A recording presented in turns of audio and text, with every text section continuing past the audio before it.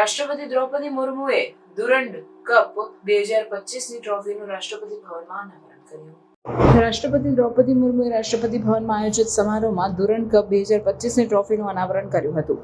દુરંડ cup એ એશિયાનો સૌથી જૂનો football tournament છે અને ભારતીય રમતગમતના ઇતિહાસમાં તેની વિશિષ્ટ ઓળખ છે। સમારોહ દરમિયાન રાષ્ટ્રપતિએ જણાવ્યું હતું કે આવા ટુર્નામેન્ટો રમતગમતની ભાવનાને પ્રોત્સાહન આપે છે અને યુવાનોને ફૂટબોલ ક્ષેત્રે આગળ વધવા માટે મજબૂત પ્લેટફોર્મ પૂરું પાડે છે।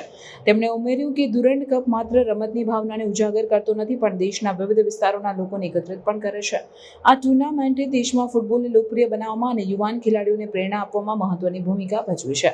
રાષ્ટ્રપતિ આયોજકોના પ્રયાસોની પ્રશંસા કરીને વધુમાં વધુ શાળાઓ અને કોલેજો દ્વારા ભાગીદારી વધારવા માટે પ્રોત્સાહિત કર્યા।